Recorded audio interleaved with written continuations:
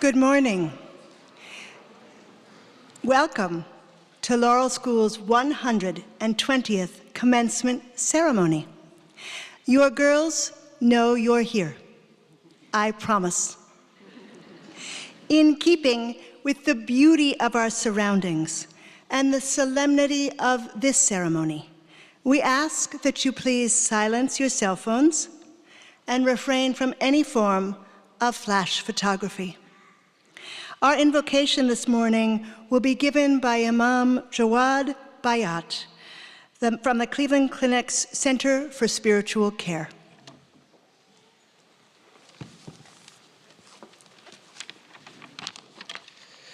I bring you greetings of peace from the tradition of Islam. Assalamu alaikum. And Eid Mubarak, happy Eid to my sisters and brothers who are celebrating Eid today. I begin in the name of God, the most gracious, the most merciful, in the name of what gives us life and carries us through life, that provides us with opportunities like today to appreciate the blessings you have offered our community. Blessings to our creation like these women, Laurel School's graduating class of 2019, who through the attention invested into their education from the many loving souls surrounding them and through their own diligence, have made it to this important marker of transition in both their own lives and of those who love them. You have offered our community, both here and beyond, with these women who have learned well to dream, dare, and do for the benefit of our world. This, as these women journey onwards through the foundations laid beneath their feet, through the education Laurel School has granted them. An education imbued with attention that is directed toward cultivating each of their own gifts and also with their empowerment to help lead their community and world into a more just and inclusive space. We ask that you bless them with your courage, wisdom, and strength as they transition into another stage in their sacred journeys. Ameen. I invite our guests to be seated and for the school and seniors to remain standing.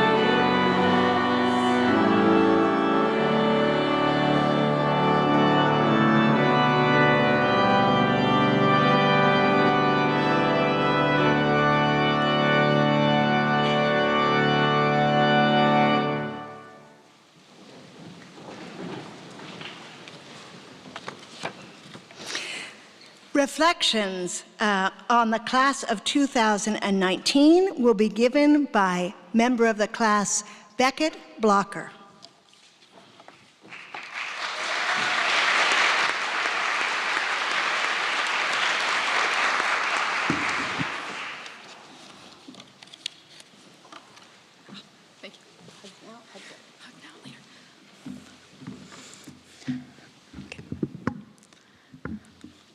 Good morning. I would like to wish you all a very happy Eid, and thank you for joining us to celebrate the exceptional class of 2019.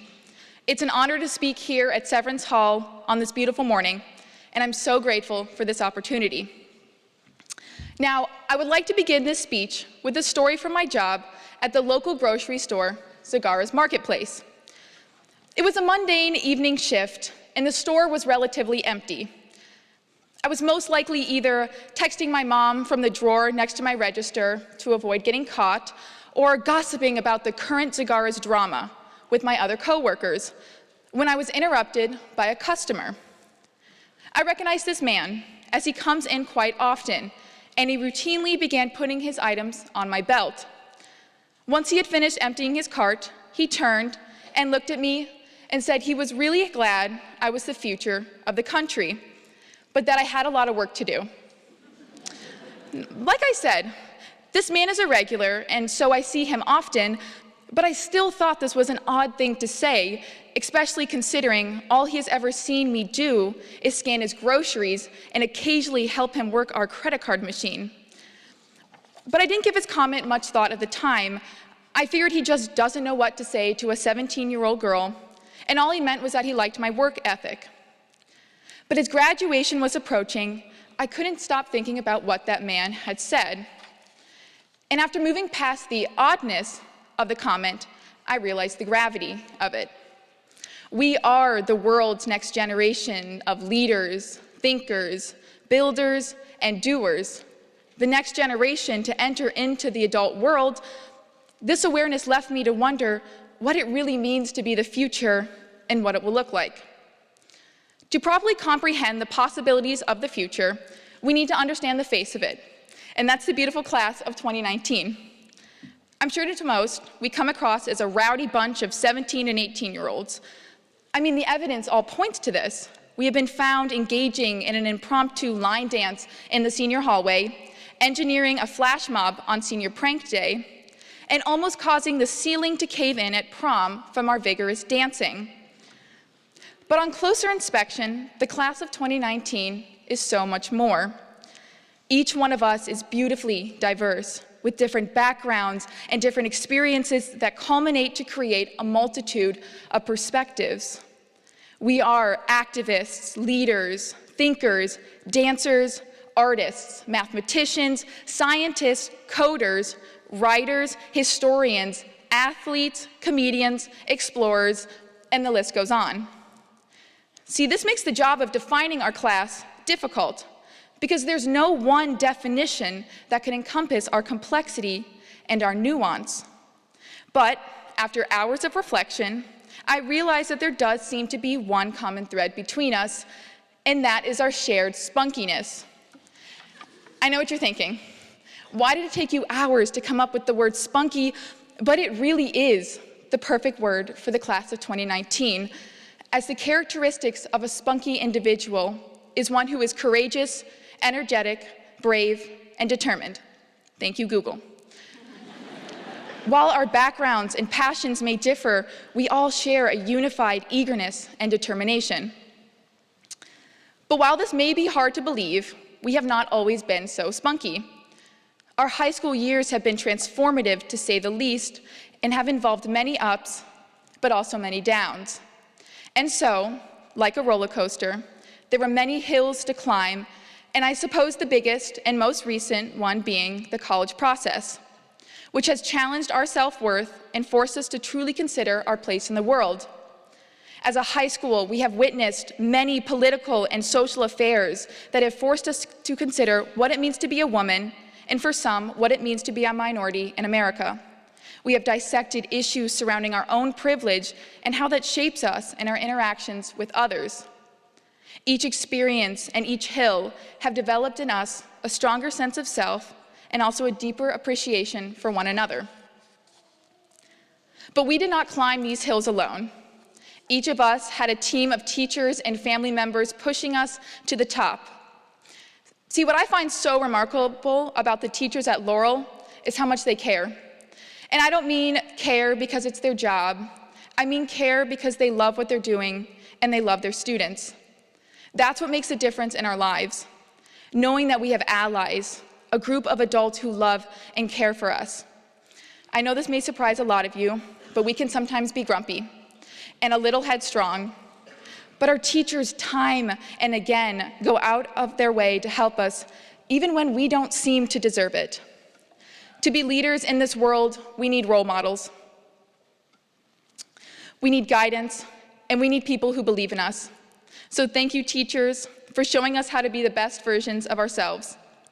And parents, grandparents, families, I can only imagine how many hours you have all spent on Butler's bleachers, the chapel's green chairs, the Beam Show's hallway, or the lunchroom for a protege presentation. Or all the hours spent listening to your daughter's long rants about school, friendship, life in general, and all the hours giving advice, knowing that it probably won't even be taken. Thank you for believing in us when we didn't believe in ourselves. Thank you for loving us when we were a little bit unlovable. And thank you for just being there for us. Your time and energy has made us into the women we are, and that is a blessing we will always be thankful for. So today, sitting before you is not the finished product. We are not in full form, and we probably never will be. Because being spunky is not about being perfect, it's about being resilient. Every day, we will try and fight for what we think is right. We'll continue to make mistakes and continue to grow from them. Maya Angelou once said, "People have to develop courage," and that's exactly what we have done. From overcoming college anxiety, to stressful school assignments, to battling our own personal issues, we have toughened our skin and prepared ourselves for the adult world and prepared ourselves to lead it. So now that we are all caught up on the class of 2019, where do we go from here? Like my customer said, we have a lot of work to do. The world we live in is not perfect, and in fact, it is a very damaged one. We live in a world where human rights are only extended to a select few, a world of hunger, violence, and inequities. The stakes are high, and this should not be taken lightly. I do realize it's graduation day and no one wants to think about work, but honestly, I say challenge accepted. Every one of us is well prepared with years of Laurel education backing us up. We have taken tests, done problem sets, written papers, all of which have prepared us for our coming years of leadership. And while yes, that alone is impressive, we have all done so much more. We have completed challenging internships with elite business corporations and the best surgeons at the Cleveland Clinic. We have explored the complex issues of the Holocaust and human trafficking through our relationships with survivors and testimony theater. We have learned what it means to build bridges in our work as diversity fellows, and our own school president has even built a literal bridge. Our athletes are among the top in the state. Our visual artists not only produce exceptional work, but they also tackle issues surrounding identity, body image, and deep social and political issues. Our speech and debaters are fierce competitors and have time and again routed the male competitors in their events. Our relentless dedication to service has led members of our class to raise not only significant funds, but also significant awareness for so many organizations. Our risk-taking entrepreneurs have built their own coffee business, One Coffee Circle, and learned the ins and outs of being a business owner. The class of 2019 has done all these things and so much more. And so I say, challenge accepted. We are not perfect, but our passions and morals run deep. And I truly believe that the women sitting behind me are well equipped to lead this world. And so finally, what does our future look like? Laurel has given us the tools for success, so how will we shape our world? I think the answer to that question lies within each of us. I sent a poll to the class asking what not only they want their future to look like, but also the world's future, along with how they plan to influence and work towards that vision. The class of 2019 wants a world where all people can achieve their dreams, a world where diversity is celebrated and recognized in positions of leadership. They understand that Laurel has prepared them well and believe that we need to take action into our own hands and go for the big things in this world. Make it ours because we know how to change it. This would be a world of activists standing up for one another and a world of acceptance. To do these things, the class of 2019 will find their passions and run with it. Set high goals and eagerly go for them. The women sitting before you are eager and confident young women who have the world at their fingertips, and that gives me hope. So class of 2019, when looking at all of you, I feel an overwhelming sense of gratitude and pride. You were the girls who stood by me and supported me when I couldn't myself. You were the ones who cheered for me and loved me, and you were the ones who I get to call family. If I were to go back in time and tell my timid 5th grade self, the girl who showed up to the Laurel School open house in an ankle-length hippie skirt and t-shirt, the girl who was too scared to talk to anyone, that she would grow up and speak on behalf of her 65 beautiful, intelligent, and kind classmates, she would have never believed me. She would have never believed that she would feel comfortable enough to be herself, and she would have never believed that she would find a group of exceptional people who loved her and fought for her.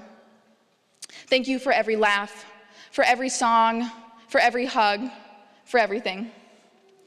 I'm so excited, years from now, to be able to say, yeah, I went to high school with her, when someone mentions the president's name, or the best and upcoming director, or the leading scientist who cured cancer. If you guys lead with the same grit and spirit that has defined our class this past year, I have no doubt the future is in the best hands possible. Hands of strength, but also hands of kindness and empathy. In conclusion, I would like to again end with a quote from Maya Angelou, because I believe she too possessed the beautiful and spunky energy that defines our class. So remember, nothing can dim the light that shines from within. Thank you.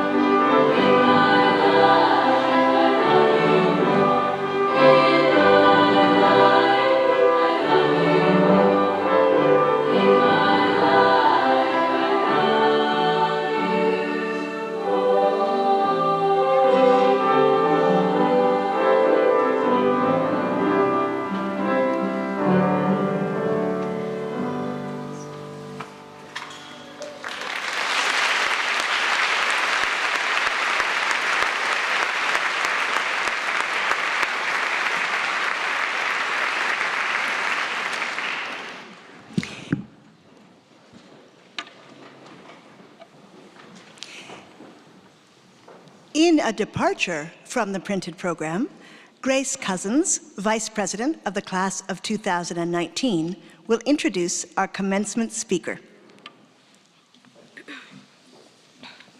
Good morning. It is my privilege to introduce to you our commencement speaker. Invited by the class of 2019, Lori Garver is a recipient of 3 NASA Distinguished Service Medals and an honorary doctorate from Colorado College.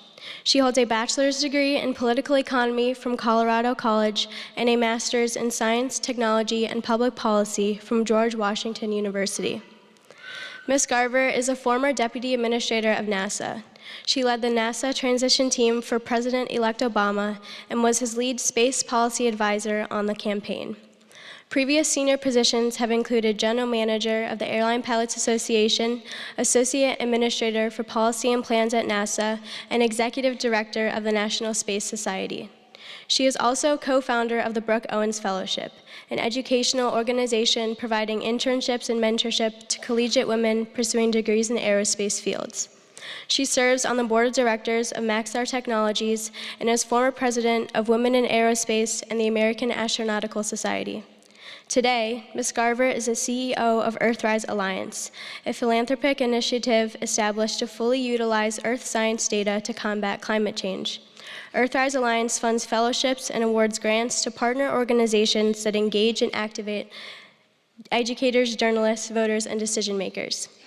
2 years ago, I met our speaker, who in serving as my capstone project mentor, become one of my greatest role models and inspire me to become a better leader, friend, and advocate. Over the past 2 years, she has helped me better understand challenges that women experience in a male-dominated workplace and the power of equality in STEM fields. Please join me in welcoming Lori Garver.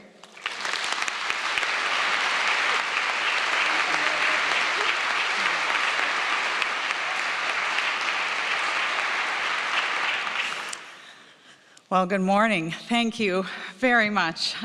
It is great to be here. Thank you to Ann Klotz, Laurel's head of school, and to Grace Cousins and her parents who introduced me to her and therefore to all of you. It is an honor to be here to speak to you today. I don't actually remember what the speaker at my high school graduation said, which is a comfort to me right now. It's a very liberating thought.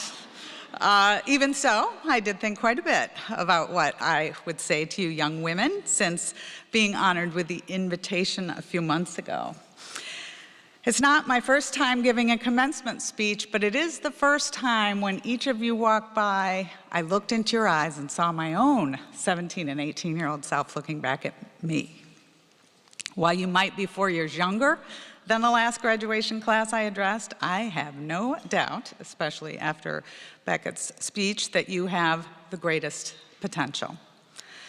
One of today's most sought-after commencement speakers, Sheryl Sandberg, counsels that a graduation speech is meant to be a dance between youth and wisdom, a sharing of one's own life lessons. So I will try to follow that advice, but in my experience, like any dancer, time doesn't stand still. The wisdom we gain through our own life lessons isn't really fully transferable to others. Like dancing or music, it's the experience of actually doing it yourself, the music you enjoy, the beat you make your own, and the people you choose to dance with that matter most. Until this point in your life, the music has, for the most part, already been playing in the background. You've been individualizing your own moves while doing your best to follow the beat of your own time and circumstances. For instance, maybe you preferred to wear something other than white today. Or maybe you had some pranks for prank day that weren't approved. I got news for you. After today, you can pretty much wear what you want, and what pranks you do are going to be your own decision. Decide well. I haven't always. For better or worse, you have been instilled, however, with the timeless values and tunes to live by. As Laurel girls, you are committed to building a just and inclusive world. You are courageous, creative, ethical, and compassionate. These values will serve you well whether you choose to design spacecraft or dresses, tackle racism or global warming, cure disease or hunger. After all, Laurel's mission is unique: to inspire each girl to fulfill her promise and to better the world. You already know what too many people never learn, that a life dedicated to service beyond oneself is the best life lived. You've been putting in the work and developing your skills, tuning your own instruments. Having made a commitment to service, once you align your own skill set and passion to a challenge, you will be unstoppable. While none of us can solve everything, each of us can solve something. There are an unlimited number of opportunities for Laurel girls to better the world, and I, for one, can't wait to hear your symphony. But I'm sure none of that advice is new. I've struggled, actually, to find something new to say about my own life lessons that could be considered wisdom. That's why I came up with this whole "you gotta experience it yourself" thing. So there's some advice. If you don't want to answer a question, just come up with an entirely new premise. The truth is, I've never been very comfortable giving advice on how to be successful. Reflection is not my strong suit. I'd rather keep putting in the time and working towards doing something for the future than taking time out to reflect how I got here. But the theory on commencement remarks is that hearing about someone else's path may spark or inspire others. So, what can I tell you about myself that you can't just Google? I don't think I have any specific aha moments or lessons learned that are unique or interesting.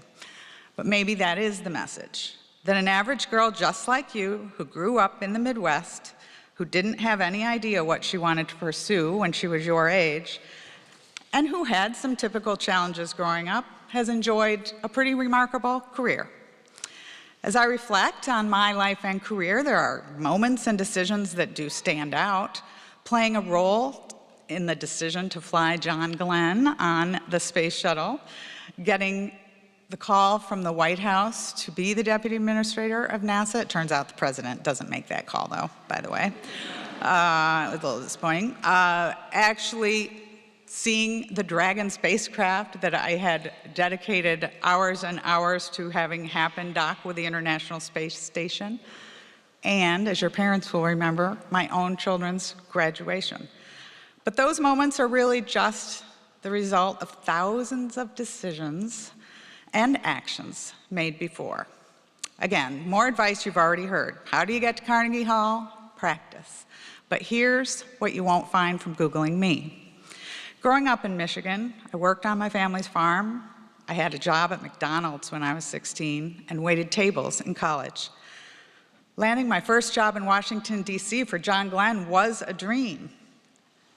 I was only hired after taking a city bus in the horrible July heat for 2 months to and from the office, his office, to volunteer. And the job I got was a receptionist. Being promoted to executive director of the National Space Society at age 27 really set my space career in motion. But it came after taking on extra work there for 5 years, working 12-hour days and going to night school to earn my master's degree. And running the NASA Policy Office at the age of 35, which put me in a position to help weigh in on John Glenn's second flight, was perhaps my biggest career break, but it meant leaving the house at 5:30 every morning and leaving my 5- and 3-year-olds with a nanny. Leading the NASA transition team for President-elect Obama and serving as the NASA Deputy Administrator was just the result of all that had come before. I had the degrees, the experience, and reputation to be in consideration, but I also had the right stuff because it was John Glenn who recommended me. Whether working as a waitress or receptionist, serving Big Macs or pilots with big egos, driving a tractor or driving change at NASA, I showed up every day with confidence and a willingness to learn. I did my best to dance to the music while finding ways to individualize my own moves. Upon reflection, something I told you I don't like to do, there were obstacles for girls growing up in my generation. But I somehow did manage not to let them push me off track. There will be obstacles, but that is something you need to learn. Girls weren't allowed to wear pants, for instance, when I grew up in elementary school. But they let you wear shorts under your skirt on gym day, so I figured they wouldn't care if you did that every day. When I was 12, my church confirmation class selected a word to describe each of us that would be revealed while we were being confirmed in front of the congregation.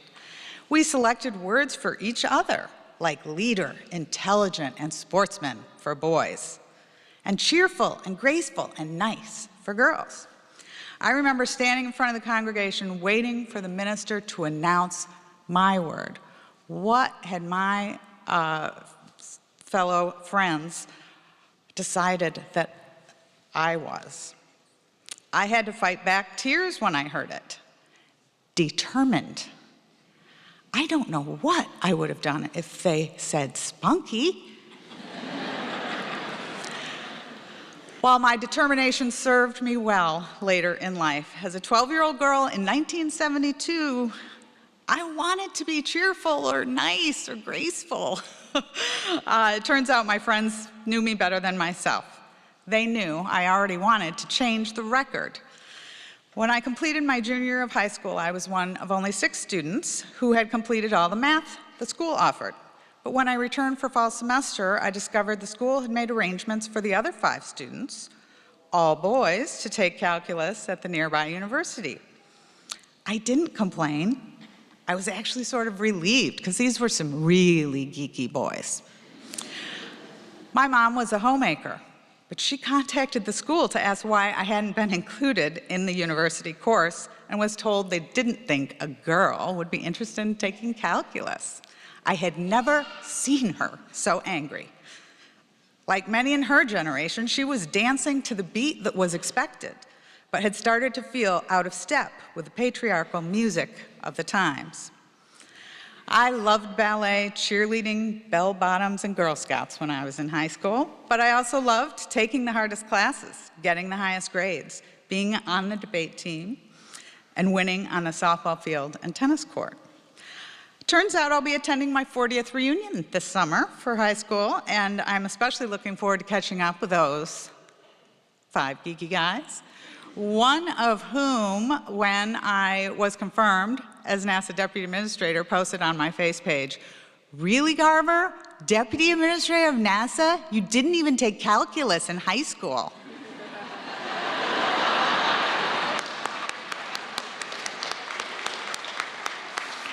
So the message is, don't let roadblocks keep you from dancing. It also helped that I wasn't dancing alone. I owe so much to the generation before me that marched, burned their bras, won our reproductive rights, and called themselves Ms. instead of Mrs. These women paved the way for me to have a career and family and keep my own name when I got married. Without them, I would not have led a pilots union, even though it's still 95% male, served on a major aerospace corporate board, even though I was the first woman to do so at that company, or joined the highest ranks of government. But the feminist movement was in full swing when I was your age. Helen Reddy's hit song, "I Am Woman, Hear Me Roar," topped the charts, and the Equal Rights Amendment was being ratified by states. What a concept. Title IX became law. My mom took me to hear Gloria Steinem, who was a fabulous person, talk about shaping a world where equal rights surpassed the visible differences of sex and race. And without these role models, including my mom, I would have been much more reluctant to dance on my own. Of course, it is distressing that 40 years later, that goal has not been achieved.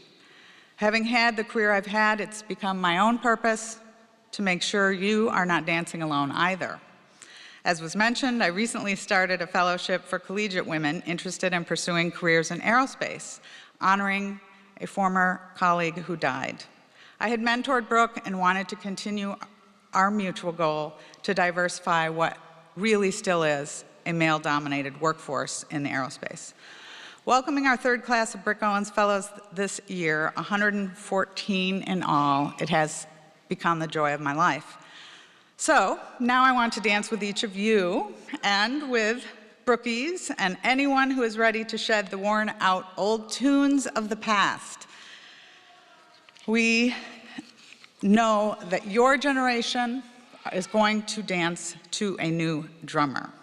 So one of the things I loved about Brooke was her delight in trying new things. I'm not checking my messages. I am getting a beat. So we gotta all dance to new music. We've gotta learn new things. At the age of 30, with terminal cancer, Brooke Owens started DJing in clubs and doing spoken word. She danced to new music. So I'm trying to practice what I preach, making my last attempt at giving you something actually to remember, embarrassing myself, following the Laurel model to dream, dare, do. I have put my advice to music, theoretically.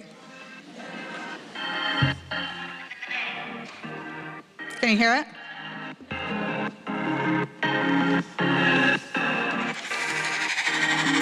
I know you Laurel girls march to your own beat, so it's an honor to be here. It's very sweet. Special place in my heart for a girl named Grace. She's the bomb, yo, just out there setting the pace. Don't live life just to serve your own purpose. People who do that always make me nervous. Use the force of your own personality. Don't live like someone else's mini me. You can march, serve food, or sing in a band. The most important thing is that you take a stand. If you keep the commitments you make to yourself, you'll be better off than just caring about wealth. You true legacies are the lives that you touch. Doing things on your own doesn't solve as much. You don't know how to do a job before you do it, so just act like a dude and push right through it. Change is the constant on which you rely, all of the fact that we're all gonna die. So push yourself out of your comfort zones. If your generation fails, we will all be drones. Curiosity may have killed the cat, but a life without it ain't worth all that. Keep moving forward, never settle for less. Follow your passion, don't always wear the dress. Boldly go where no one's gone before, but don't go if a dude tries to show you the door. There will be times when you're not at your best, but that won't keep Laurel girls from their quest. I can't wait to hear what you decide to sing. Since graduations aren't the end of anything, we're all here to give a hand as you grab the brass ring, since today is the beginning of everything. Congrats, class of 2019! Woo!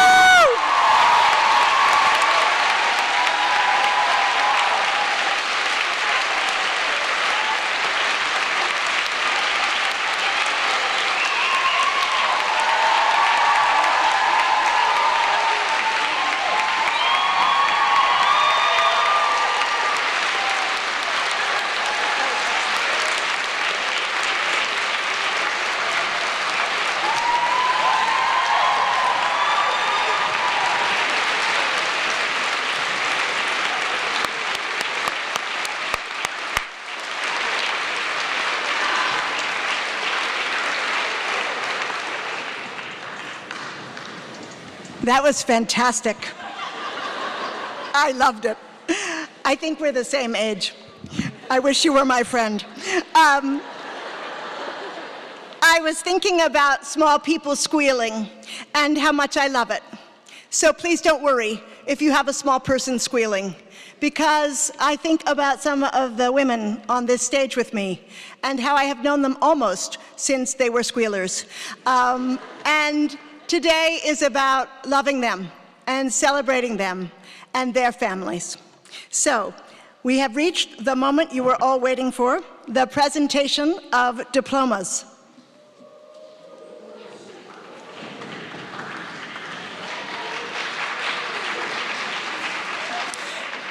So we have never had bobbleheads at Severance Hall, and I am working to move with Lori's amazing formidable dream, dare, do spirit. The tradition of our school is that we hold the faculty, I'm losing my thing. The faculty and I respectfully ask that you hold your applause until all the names have been called. The girls told me yesterday they do not actually think that will be possible with their families. So I ask that we come to this together. There are some girls here who have many, many people who are loud and spirited and love them so. And there are some girls here who have much smaller families, and might I say, quieter families. And so I ask that we see if we can get it right, and that it not feel like a Cavs game, but that it feel that we love your girls, because we do. All right, here we go. Do you want to cheer now? Just get it out of your system, go for it.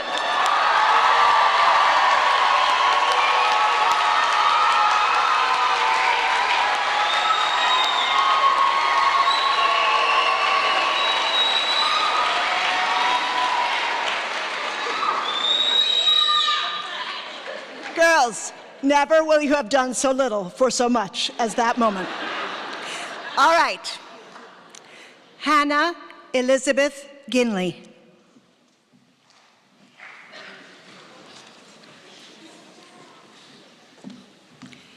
Phoebe Chapin Hatch.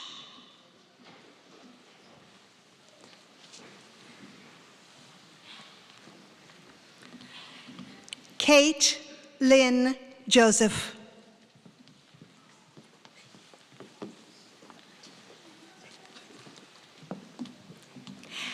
Abigail Catherine Gogler.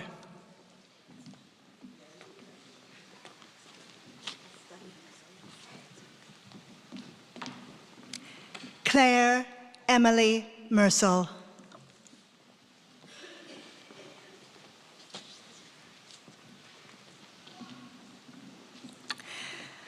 Joelle Jade Robinson.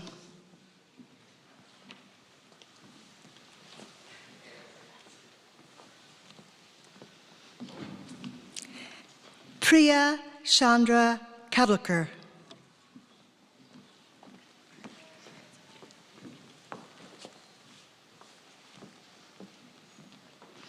It's Kadilkar. Anna Rachel Jaffe.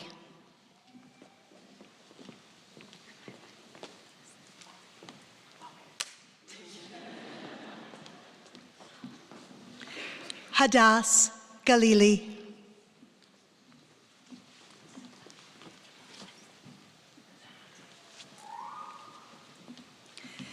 Ren Louise Ward.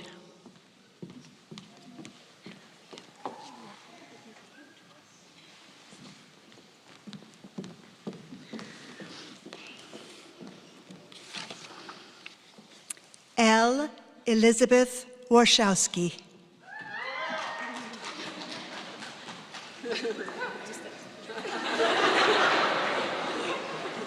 So much to remember.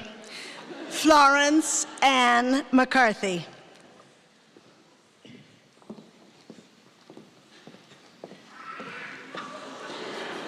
Lane Elizabeth Howe.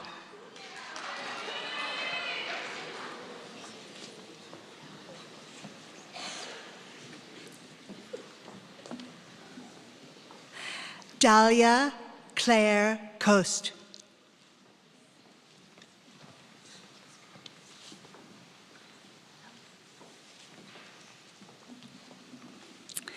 Grace Victoria DeSico.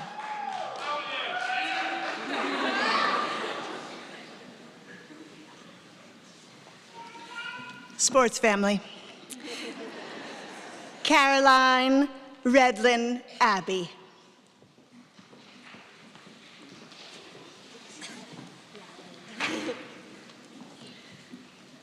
Melanie Nance.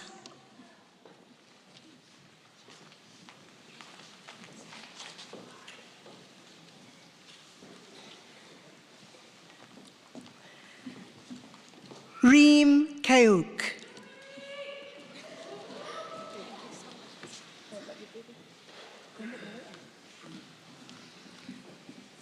Rachel Elizabeth Estefanus.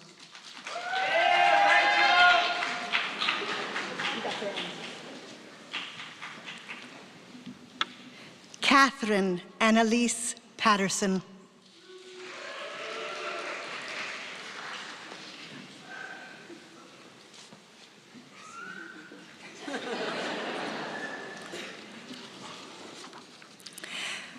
Danya Imran Tahir.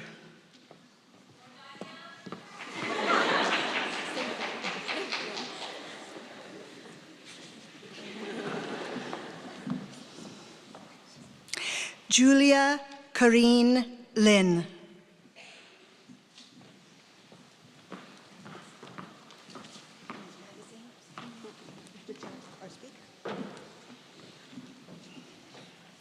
Celeste Marie Bohan.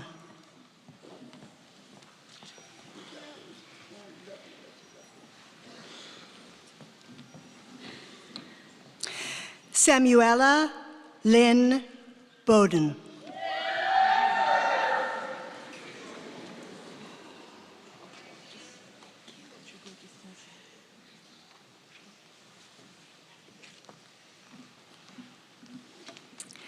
Mallory Amanda Orr. That's very decorous.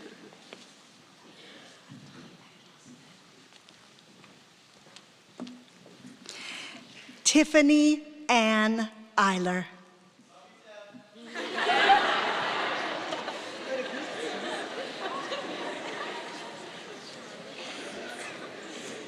The acoustics are excellent, aren't they? Eleanor Jane Kahn.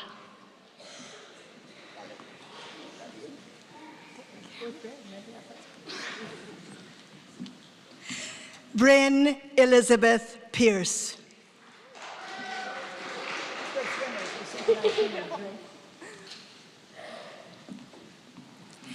Amy Kathleen Sobransky.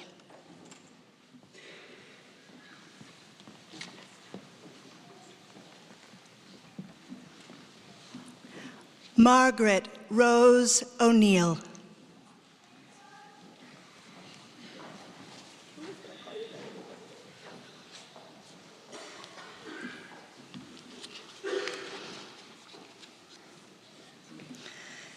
Madeline Elizabeth Burns.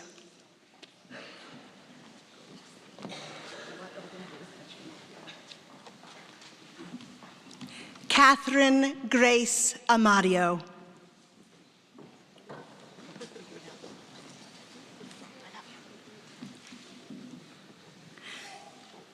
Elizabeth Marie Jaworski.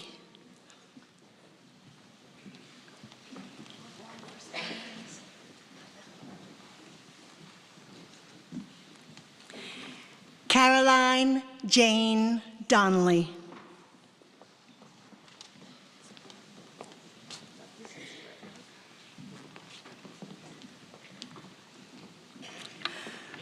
Coco Adestea Benger.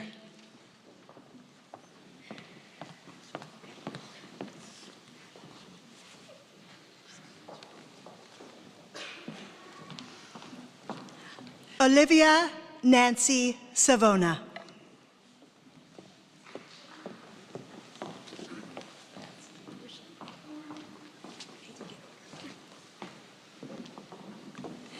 Cameron Ruth Kay.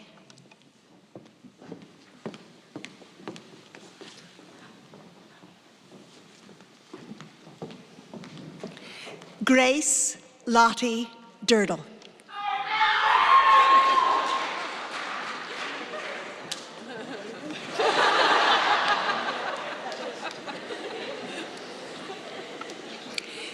Cassie Marie Trikoff. Okay, good. I was getting nervous.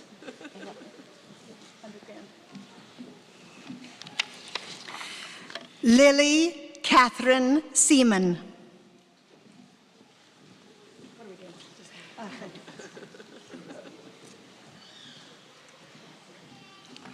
Dana Alexis Bryant.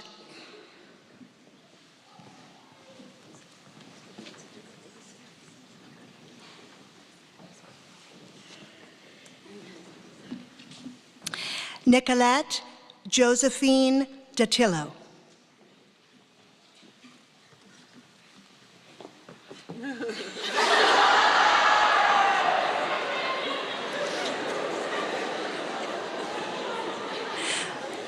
Aliyah Marie Anderson.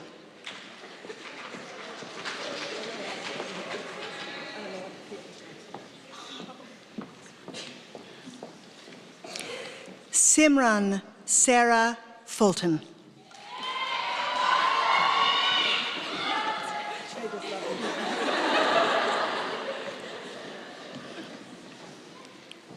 Grace Zanara Cousins.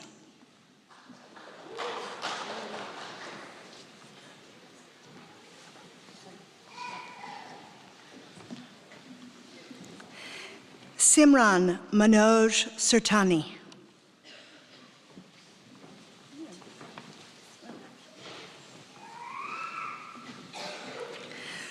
Jules Eggenberger.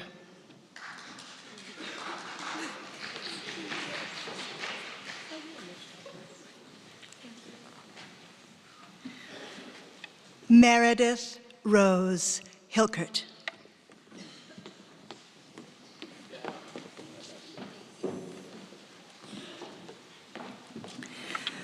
Yumeng Emma Lee.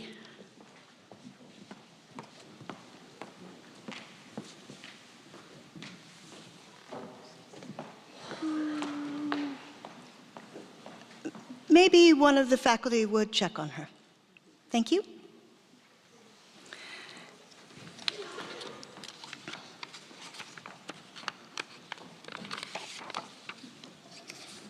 Ria Desai.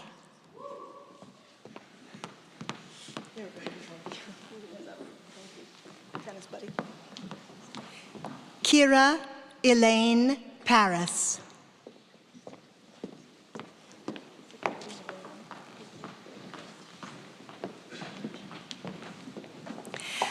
Micah Alexandra Caldwell.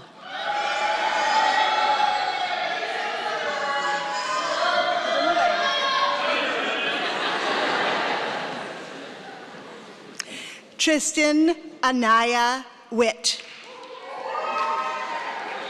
They just split up, so you have to wave everywhere. They're there, they're there. There, see them.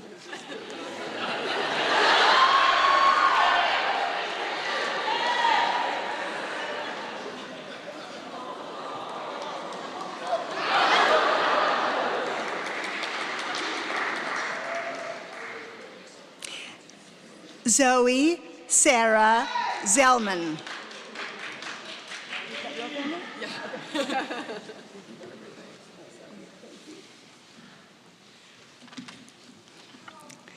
Claire Elaine Fedor. We do what we can do. Now everyone knows. Morgan Taylor Miklas. It's the tail half of the alphabet.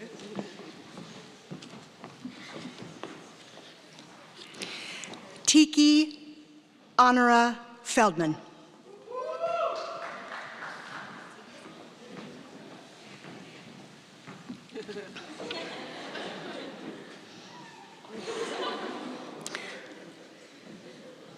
Leela Rebecca Evans.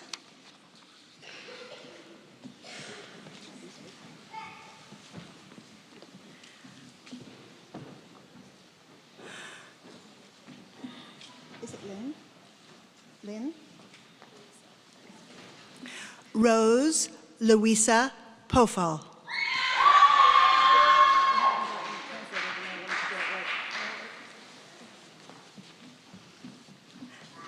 Lily Lopez Chapman.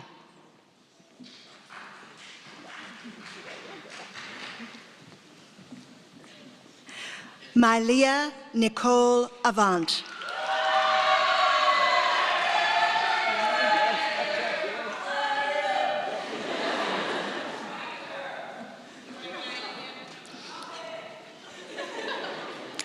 Natalie Grace Bowers.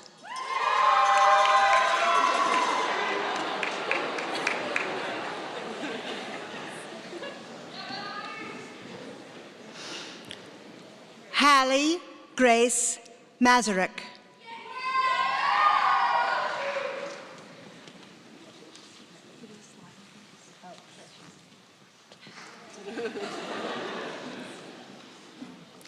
Nina Marie Zlatarek.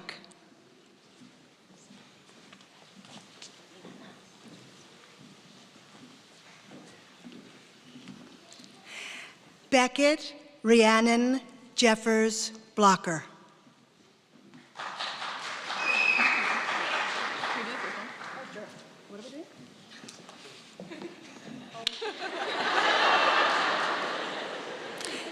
We only had one rehearsal.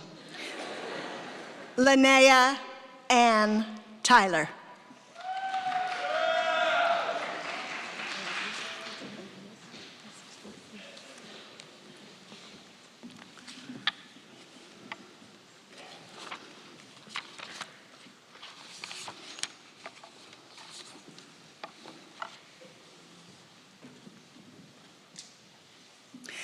I present to you the Laurel School Class 2019.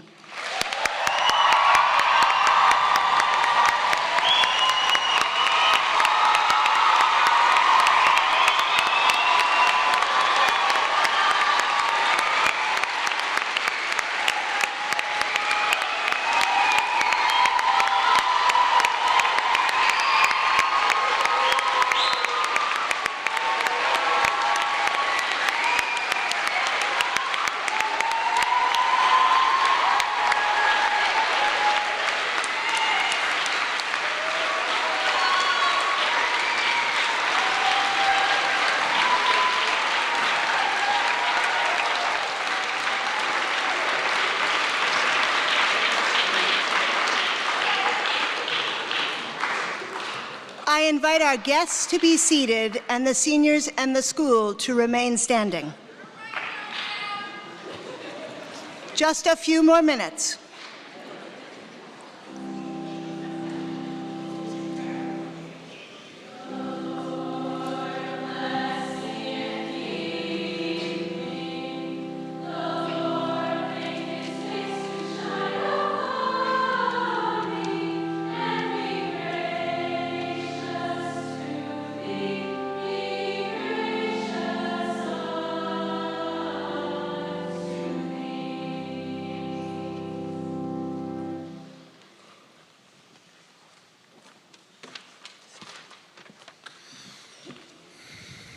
O God, we have come to the ceremony's ending, and we thank you for providing us with the opportunity today to celebrate these women and their accomplishments. Class of 2019, as you journey onwards, may you remember the values instilled in you. May you cherish and call upon the life-giving friendships and relationships you have created. May your Laurel School Foundation be a source of grounding and direction as you tread forth in your journeys. And may you be granted the gift of God's peace, salam, in your lives and the world you are helping to lead. Wassalamu alaikum wa rahmatullahi wa barakatuh. And may the peace, mercy, and blessings of God be upon you all. Ameen.